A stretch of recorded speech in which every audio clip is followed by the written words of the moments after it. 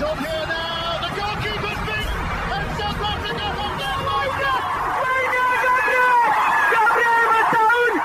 Shagger Sport 2010.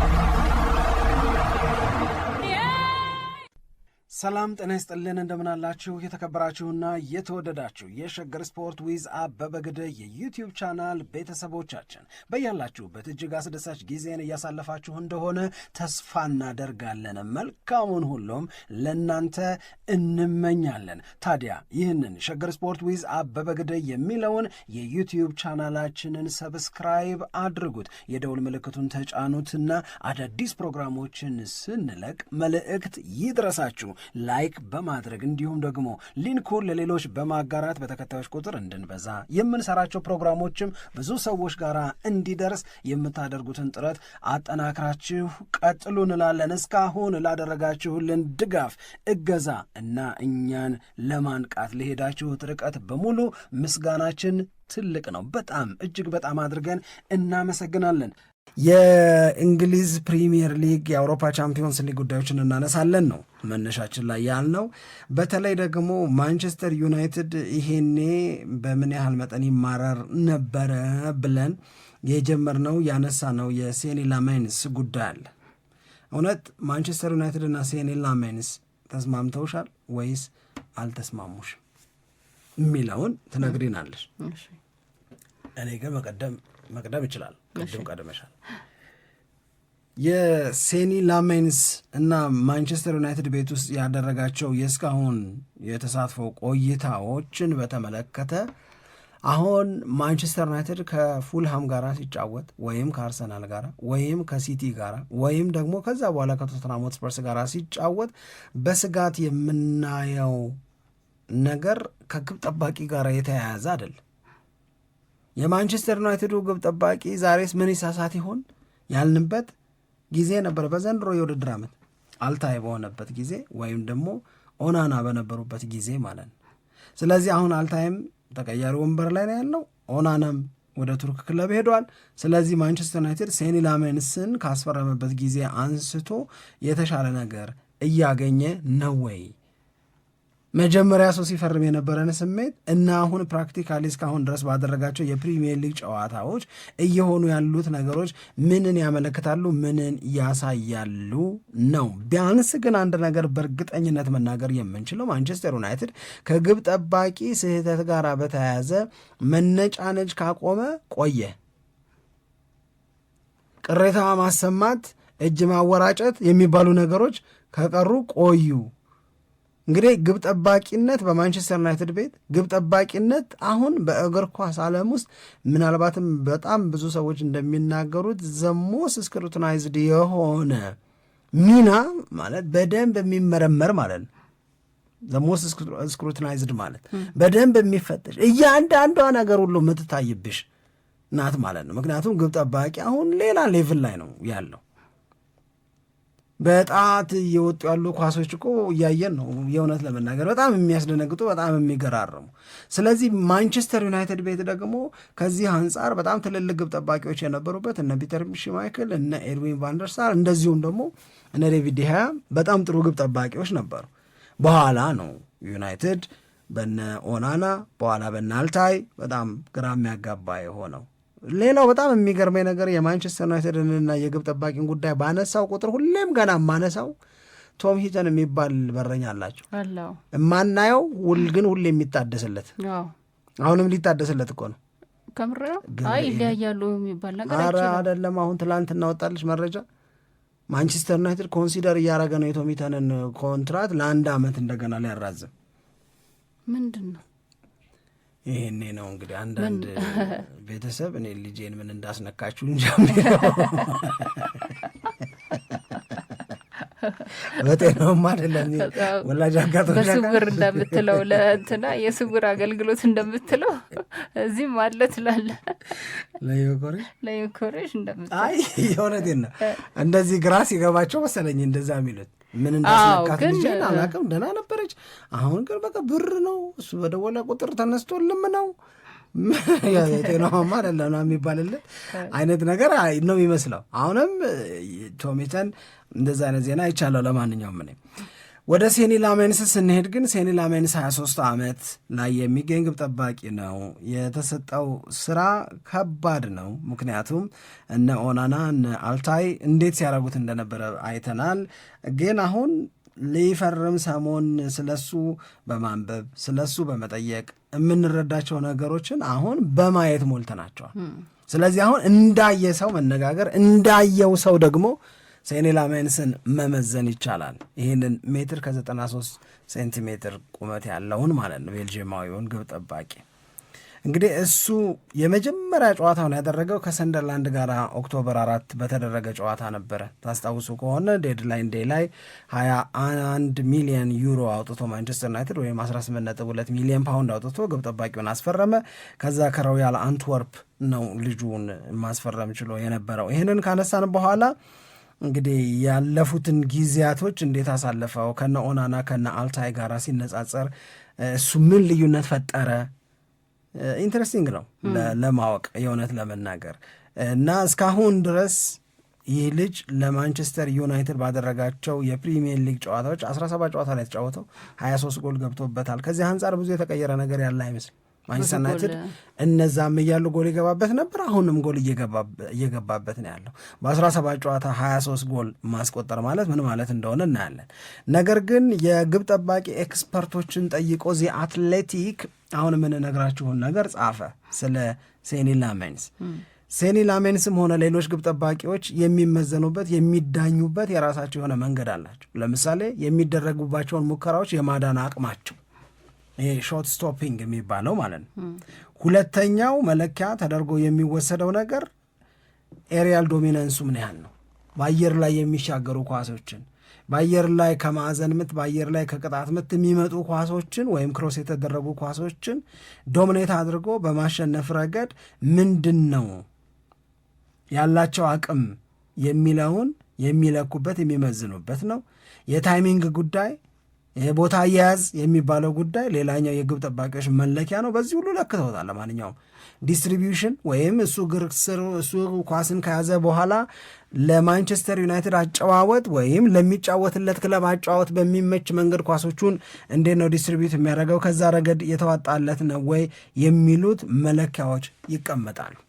በእነዚህ መለኪያዎች ይህንን ግብ ጠባቂ ስናየው የመጀመሪያው መለኪያ ቀደም ሲል ለመጥቀስ እንደሞከር ነው የሚደረጉበትን ሙከራዎች ሾቶቹን የማዳን አቅሙ ምን ያህል ነው፣ እንዴትስ ያለ ነው የሚል ነው።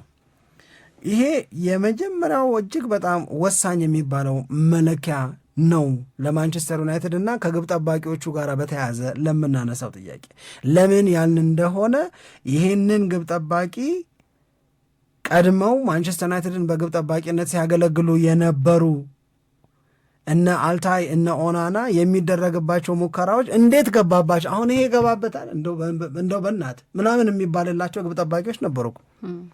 እንደገና ኦናና የሚሳሳተውን ስህተት መሮጥ አሰልጣኙ አልታይን ሲያስገባው አልታይም ያንኑ ስህተት ይሰራዋል፣ ወይም ያንኑ ስህተት ሲሰራ ታገኘዋለች። መንታ ስህተቶችን ይሰራሉ በተደጋጋሚ አንዴ ሳይሆን ማለት ነው። ስለዚህ ምንድን ነው ሴኒ ላሜንስ ከዚህ አንጻር ከሾት ስቶፒንግ አንጻር የቀየረው ነገር ሲባል ሮያል አንትወርፕ በነበረበት ጊዜ እና በማንቸስተር ዩናይትድ በነበረበት ጊዜ በመቶኛ የሚሞከሩበትን ሙከራዎች የማዳን አቅሙ ሮያል አንትወርፕ ላይ 77% ያድናል ባለፈው የውድድር ዓመት። አሁን ወደ ማንቸስተር ዩናይትድ ግብ ጠባቂነት ከተቀየረ በኋላ ግን 61.7% የሚደረጉበትን ሙከራዎች የሚያድን ግብ ጠባቂ ሆኗል። ስለዚህ ከሾት ስቶፒንግ ጋር በተያያዘ የምናይ ከሆነ ይሄ የሱ ሀቅ ነው። ይሄንን ግን ስናነሳ ለምሳሌ ሴኒ ላሜንስ 20 የሊግ ጎሎች ገብተውበታል፣ ምንን ሳይጨምር በፔናልቲ የገባበትን ሳይጨምር ኦውን ጎሎችን ወይም የማንቸስተር ዩናይትድ ተጫዋቾች ራሳቸው ላይ ያገቡትን ጎል ሳንጨምር 20 ጎሎች ገብተውበታል። ይሄ ደግሞ ምን ያሳያል? ማንቸስተር ዩናይትድ 20 ጎሎች የገቡበት 23 ለግብ የሚበቁ ኤክስጂዎች በነበሩበት ጨዋታ ነው። አሁን በኤክስጂውና በገባው ጎል መካከል ያለው ልዩነት ሲመጣ ይሄ ልጅ ጎበዝ ነው ትያለሽ ማለት ነው። ምክንያቱም በእነዚህ እሱ በበረኝነት ማንቸስተር ዩናይትድን ባገለገለባቸው ጨዋታዎች ማንቸስተር ዩናይትድ ሊገባበት ይገባ የነበረው 23 ነው። ማንቸስተር ዩናይትድ የተቆጠረበት ግን 20 ነው፣ ፔናልቲን ሳይጨምር ሊሳንድሮ ማርቲኔዝ ራሱ ላይ ያገባውን አይነት ጎል ሳይጨምር ማለት ነው። ስለዚህ ተጨማሪ 3 ጎል ሊገባ ይችል ነበረ። አሁን ይህንን ስታነሺ ኦናና ሊገባበት የሚገባውን አይደለም ያድነው፣ ሊገባበት የማይገባውም ጭምር ነበረ ይገባ የነበረው ማንቸስተር ዩናይትድ ላይ። አሁን ግን ሊገቡ ይገባቸው የነበሩ ተጨማሪ 3 ጎሎች ቀርተዋል ነው የሚለው የዚህ አትሌቲክ ፍተሻ ማለት ነው። በአጠቃላይ እስካሁን ድረስ በፕሪሚየር ሊጉ 58 ሙከራዎች ተደርገውበታል። 1 ፍጹም ቅጣት ገብቶበታል። 2 ኦን ጎል ተቆጥረዋል ማንቸስተር ዩናይትድ ላይ። በቀጥታ ተመተው ግን ማንቸስተር ዩናይትድ ላይ የገቡት 20 ጎሎች ናቸው። ሪጎሪው አይቆጠርም፣ ኦን ጎሉ አይቆጠርም ምናምን እንደማለት ነው። ስለዚህ አሁን በቀደም ከአርሰናል ጋር በተደረገው ጨዋታ ላይ ለምሳሌ ዙቢሜንዲ 18ኛው ደቂቃ ላይ በግንባር የመታው በኋላም በተወሰነ ደረጃ ካዚሜሮም የገጨው ግን ያወጣውን ኳስ ታስታውሻለሽ? ጎሉ አርሰናል ከማስቆጠሩ በፊት ማለት ነው። በጣም ቆንጆ ኳስ አውጥቶ ነበረ። እንደነዚህ ባሉት መፈተሻዎች ከሆነ ለዚህ ልጅ የምንሰጠው ዋጋና ክብር ከፍ ያለ ይሆናል ነው። እዚህ ላይ የማንቸስተር ዩናይትድ የተከላካይ ክፍል መሆን በሚጠበቅበት ልክ መሆን በሚጠበቅበት ደረጃ ላይ አለመሆን አስተዋጽኦን ያደርጋል። የሚገቡት ጎሎች በሙሉ በግብ ጠባቂው አለመቻል የሚገቡ አይደሉም። የሚገቡት ጎሎች በሙሉ ለሱ መለኪያ የሚሆኑ ታሳቢ የሚደረጉለት ነገሮች አሉ። ታሳቢ ከሚደረጉት ነገሮች መካከል አንደኛው የዛ ክለብ የመከላከል አቅም በሚገባ ፋንክሽን እያደረገ ነው ወይ ወይም አገልግሎት እየሰጠ ነው ወይ የሚለው መታየት መቻል አለበት ነው። ኤሪያል ዶሚናንስ ምን ትዝ ይልሻል? የአልታይና የኦናና ነገር አየር ላይ ኳሶች ሲላኩ ሾልኮ ሲገባ በእጃቸው ሾልኮ ሲገባ ከምር በጣም በተደጋጋሚ ለምን አላልሽ? እንዴት አንድ አይደለም እኮ አይ በቃ እሱ ልክ ነው፣ ግን እንደዛ አይነት ነገር በጣም በአጋጣሚ ምንድን ነው አሁን ለምንድን ነው ያደረገው ብለሽ የምትጠይቂበት ነገር ነው። አሁን ቅድም ከሾት ስቶፒንግ አንጻር አየነው አይደለ? የአየር ላይ ኳሶችን ከማዳን የአየር ላይ ኳሶችን ከመያዝ አንጻር ከሾት ስቶፒንግ ኳሊቲውን በላይ በዚህ ይመሰገናል ይሄ ልጅ። እፎይታውን እኮ ነው ማስረዳት ነው የምሞክረው ከነ ኦናናና ከነ አልታይ መገላገል የሚያመጣውን ነገር ማለት ነው። በዚህ ረገድ ለምሳሌ ዴቪድ ደሃያ በጣም በጣም በጣም ምርጡ ምሳሌ ለማንቸስተር ዩናይትድ እሱ ነበር። የዴቪድ ደሃያም ይሁን የሌሎች ግብ ጠባቂዎች ጥሩ ጥሩ ነገራቸው አሪፍ ሆኖ ሳለ ነገር ግን ደግሞ የሆነ ነገር የሚጎለው ጉብዝና አለ አይደል? አንዳንዴ እዚህ ነገር ላይ እኮ ግን አሪፍ ነበረ እንትኑ ነው እንጂ የምትይለት አይነት ነገር አለ። ስለዚህ የቤልጂየማዊው የማንቸስተር ዩናይትድ ግብ ጠባቂ ሴኒ ላሜንስ ከዚህ አንጻር በፕሪሚየር ሊጉ የአየር ላይ ኳሶችን የማዳን ጉብዝና በጣም ወሳኝ ነው፣ በጣም ቁልፍ ነው። ከዚህ አንጻር ኤክሴል አድርጓል ልጁ፣ በጣም ጥሩ የሚባል ነው። ከመጀመሪያው ጨዋታ አንስቶ እስከ በቀደሙ የአርሰናል ጨዋታ ድረስ ክሮሶችን፣ ሴት ፒሶችን፣ ኮርነሮችን እነዚህ ነገሮች በሙሉ በጣም በጥሩ ሁኔታ በመከላከል ረገድ ትልቅ አስተዋጽኦን እያደረገ ነው። ይህንን ታዝበሻል ወይ ለማለት ነው። አዎ በጣም ይህንን ብዙዎቻችን የተመለከትነው ይመስለኛል። በተለይ ይሄ እንዳልከው የአየር ላይ ኳሶችን በተመለከተ ወደ ላይ የሚነሳበት ከፍታ ራሱ በጣም ጥሩ ነው፣ በጣም አሪፍ ነው። በተለይ ደግሞ ታይሚንጉም በጣም ጥሩ ነው።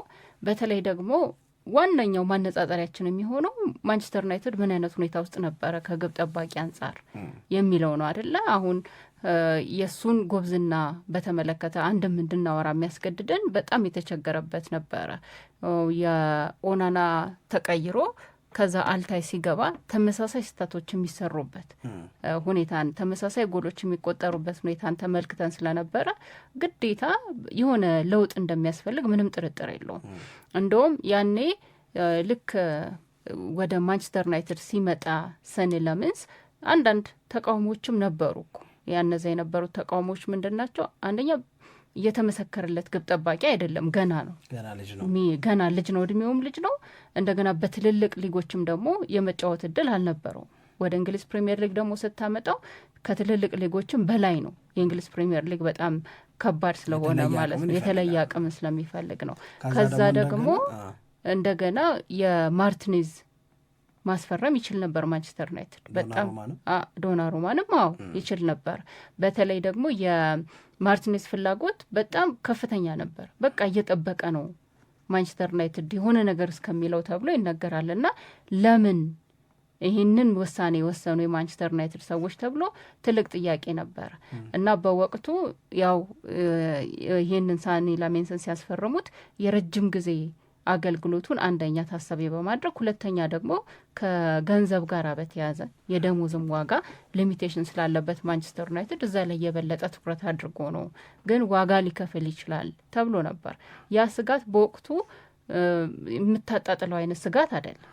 በተለይ በመከላከል ላይ በጣም ጎል እያስተናገደ ድክመት እየታየበት የሚታይ ክለብ ከሆነ ጠንካራ ግብ ጠባቂ ካቆምክለት በተወሰነ ደረጃ ትቀንሷለህ የሚገባውን ጎል እና ያ ስላልሆነ ብዙ ተብሎ ነበር። ግን የተባሉት ነገሮች በወቅቱ ልክ ነበሩ።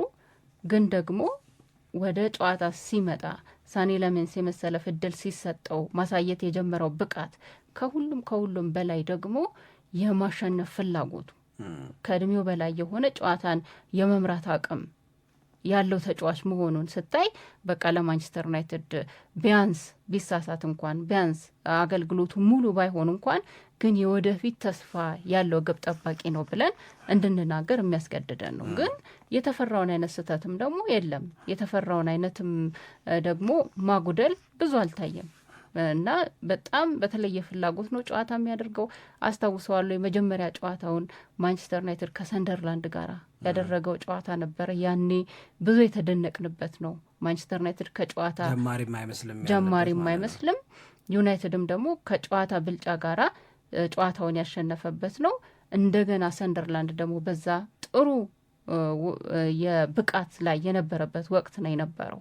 የፕሪሚየር ሊጉ መሪዎች ውስጥ አንደኛው የነበረበት ወቅት ነው የነበረው እና ያኔ በተለየ ብቃት ጨዋታውን ዩናይትድ አሸንፎ እንዲወጣም እንደገና ደግሞ የሚያሳየው የጨዋታ ፍላጎት የሆነ የሰነበተ አይነት ተጫዋች ነው የሚመስለው በክለብ ውስጥ ብለን ስናደንቀው እንደነበር አስታውሳለሁ። ስለዚህ አሪፍ ነው። ላሜንስ ለማንቸስተር ዩናይትድ የመጀመሪያ ጨዋታውን ከሰንደርላንድ ጋር ካረገበት አጋጣሚ አንስቶ እስከ እሁዱ የአርሰናልና የዩናይትድ ጨዋታ ድረስ በረኛው ነው ያስበላን የሚያስብል ነገር አጋጥሟ አላጋጠመም። እንደውም በጣም ጉብዝናውን ታይበታል። ጉብዝናውን ያልኩበት ምክንያት ቅድም ለመጥቀስ እንደሞከር ነው ዩናይትድ በመከላከል ጉዳይ ላይ ክፍተት አለበት፣ የሚታማ ነው። በዛ ላይ ደግሞ የሚጫወቱት ለምሳሌ ሄቨንን ብታይ ጎበዝ ተጫዋች እንደሆነ ብታውቅም ግን ብዙ ልምድ የሚፈልግ አይነት ተጫዋች ነው። እንደገና ማዝራዊ የለም፣ እንደገና ዴላይት የለም። እነዚህ ልምድ ያላቸው ማጓየርም አልነበረም። በዚህ ሁኔታ ውስጥ ሆኖ ጎል ቢያስተናግድ በቃ ተከላካዮቹም እኮ እያገዙት አይደለም የሚል አስተያየት የምትሰጥለት አይነት ነው። ግን ማያስወቅሱ ጎሎች ነው። በቃ ከአቅም በላይ ከሆነ እኮ ምንም አይደለም። አንዳንድ ጊዜ ስህተትም እኮ ተደጋግሞ ካልመጣ የሚያጋጥም ነው ብለህ ታልፈዋል። አሁን የነ ኦናና ችግሩ ተደጋግሞ የሚመጣ እና አንድ አይነት ስለሆነ እንደገና ከተሳሳቱም በኋላ ደግሞ ምንም የማይመስላቸው ስለሆነ ነው በጣም ያስቆጣኝ ነበር እንጂ አሁን አንዳንድ ጎሎች በቃ ምንም የማትወቀሽባቸው ጎሎች አሉ። ለምሳሌ ዶርጉ ራያ ላይ ያገባው ጎል ራያን ስትወቅሹ ብታመሽ ምን ትርጉማል? የማቲያስ ኩኛም እንደዛ አይነት ጎሎች ሊገቡበት ይችላል። ሀያዎቹም ሞሮፍ እንደዛ ናቸው። የግብ ጠባቂ ስህተት የምንላቸው ያን ያህል ተደጋግሞ በነሆናና ጊዜ ይደመጥ እንደነበረው ሆነው አላገኟቸውም ለማለት ነው። ልክ ነው፣ ያስማማል። ስለዚህ አሁን ማንቸስተር ዩናይትድ በግብ ጠባቂ በኩል በጣም ጥሩ ነው። መከላከሉን ማነው ስሙ ካሪክ በጣም ጥሩ አድርጎ መልሶ እያደራጀው ነው አይደል? ጠንካራ ሆኖብኛል እኔ ማንቸስተር ዩናይትድ የመከላከል አቅም በደንብ ኦርጋናይዝድ ሆነዋል ብሎ አርቴታ እንደመሰከረላቸው ሁሉ ማለት ነው። መሀሉ ክፍል ካዜሜሮንና ሜይኖን ይዟል። በአጥቂው ላይ እንግዲህ የዶርጉ ለ10 ሳምንት ከሜዳ መራቅ ወደ ገበያም ሊያስወጣው ይችላል ተብሏል ማንቸስተር ዩናይትድን። በዚህ እንኳን አጠርጥረኝ ብሏል ዘፋኙ። ሲቲን መሆን ይፈልጋል፣ እንደዛ የሚያደርጉ አይመስለኝም። ግን ማቲያስ ኩኛ አሁን ወደ ቋሚ አሰላለፋቸው ይመለሳሉ ማለት ነው። እዛ ቦታ ላይ ማቲያስ ኩኛ ሊያደርግ ይችላል። ሜሰን ማውንት አለ ተቀያሪ ወንበሩም ላይ አሁን ያሉ ተጫዋቾች ገብተው የጨዋታ ውጤት የሚቀይሩ ወደ መሆን መጥተዋል። እንትን ስለታየ ነው ሳምሪ ነው ይሄ ኮምፕሊትነስ እንደገና መሟላት የሚመስል ነገር ከእያንዳንዳቸው ተጫዋቾች የሚገኘው አገልግሎት እያደገ ሲመጣና በየቦታው እንደዚህ አይነት ጥሩ ተጫዋቾች መፈጠር ከቻሉ ተፎካካሪ ቡድንን ከመገንባት አንጻር የሚያስፈልገውም እሱ ነው የሚለውን በደንብ አድርጎ የሚያሳይ ስለመሰለኝ ነው። አዎ ልክ ነው። ይህኛንም ብዙ ሰዎችን የሚያስማማ ነው ብዬ ነው የምረዳው። እሺ ለማንኛውም የሳኔ ላሜንስ ጉዳይ በማንቸስተር ዩናይትድ የእስካሁኑ ቆይታው እንዴት ነው የሚታየው የሚለው ላይ በበረኛ ስህተት ማንቸስተር ዩናይትድ ተበላው የሚልበት ቀን አስቀርቶታል። ያን ሁሉ ሮሮ አሁን የለም። ሪስክ ወስዶ ነው ግን ቅድም እንዳልኩት አይደል ናው ስለ ነገም ጭምር አስቤ ነው የሚሉት እነሱ። ይሄ ልጅ አሁን እንደ ማርቲኔዝ አይደለም፣ ይሄ ልጅ አሁን እንደ ዶናሩማ አይደለም። እንደው ምን ትዝ ይለኛል ጋሪ ኔቭል በራሱ ፖድካስት ላይ ቁጭ ብለው ሲወያዩ እድሜው 26 ነው ትላለች ሴቷ። ማንን? ዶናሩማን እዚህ ይላል። አይመስልም 26 ብቻ ነው እንዴ ምናምን ይላል። ኧረ አይሆንም ምናምን ብሎ ቀስ ብሎ ስልኩን አንስቶ ቼክ ሲያደርገው 26 እና በ26 ዓመቱ ነው በዚህ ዋጋ እየተሸጠ ያለው። ያብዳል። ታያለች። ለምንድን ነው ማንቸስተር ዩናይትድ ያላስፈረመው ብሎ ማለት ይቆጣል። በማንቸስተር ዩናይትድ በኩል ደግሞ በተደጋጋሚ የሚሰጠው ለማርቲኔዝ እድሉ ነበረ፣ ዶናሩማን ያልፈለጉበት ዋነኛው ምክንያት የደሞዝ ዲማንዱ በጣም ከፍ ያለ ነው። ስለዚህ ሴኒ ላሜንስ ግን ለረጅም ጊዜ ማንቸስተር ዩናይትድ ሊያገለግለን ይችላል በሚለው ምክንያት ነው ወደሱ ያዘነበሉት። አሁን ያለው ኳሊቲ አለ። ይሄ ደግሞ ሞር እያደገ ሲመጣ አሪፍ ነው የሚሆነው። 18.2 ደግሞ ብዙ አይደለም እውነት ለመናገር። ዋይ ብዙ አይደለም። እሺ በጣም እናመሰግናለን አድማጮቻችን፣ አብራችሁን ቆይታችሁ ፕሮግራማችንን ስላደመጣችሁ አሁንም ቆይታችሁን ከኛ ጋር እንድታደርጉት እንጠይቃችኋለን። መልእክቶችን እንስማና ሀይሚን ደግሞ በቀጥታ ስልክ መስመራችን ላይ ይዘን እንመለሳለን። ምንድን ነው ከሀይሚ ጋር የምትነጋገሩት? ዋና አጀንዳውን አስታውሱ ነው።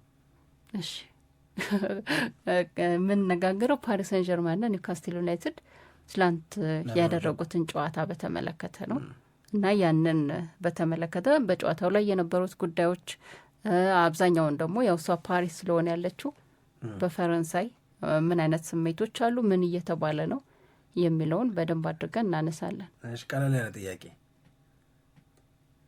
ቻምፒዮንስ ሊግን የምርሽን ማን ሊያሸንፍ ይችላል ዘንድሮ? ወይ ምንም ለመገመት አልችልም ነው።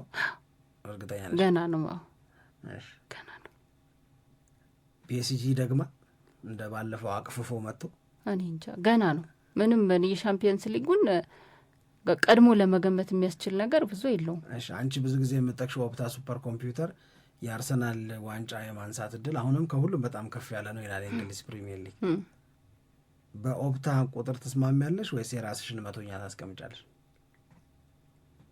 አይ ኦፕታማ የበቃ ሁሌ አሁን እኮ ብዙ ሰው ቢጠየቅ አርሰናል ቢል አንደኛ ፐርፎርማንሱን ስታይ እነሱ ቁጥር ነው ቁጥር ጨዋታ ነው የሚሰሩት።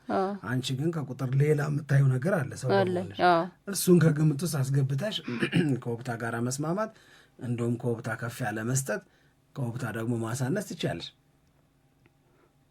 እችላለሁ ግን አሁን ለመገመት እኔ በጣም ነገሮች ብዙ ይለዋወጣሉ ብዬ ነው ማስበው። ከዚህ በኋላ በሚደረጉ ጨዋታዎች በጣም ብዙ ለውጦች ይኖራሉ የሚል እምነት ስላለኝ ትንሽ ቆይቼ ነው የሚያሸንፈውን የምገምተው፣ ፐርሰንት ማስቀምጠው።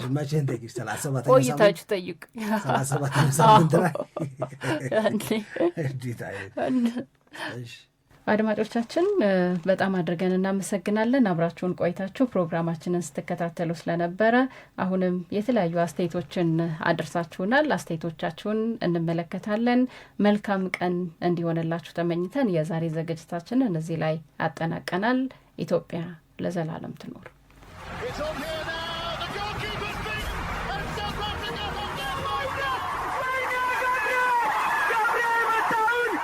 Share Sport. 2010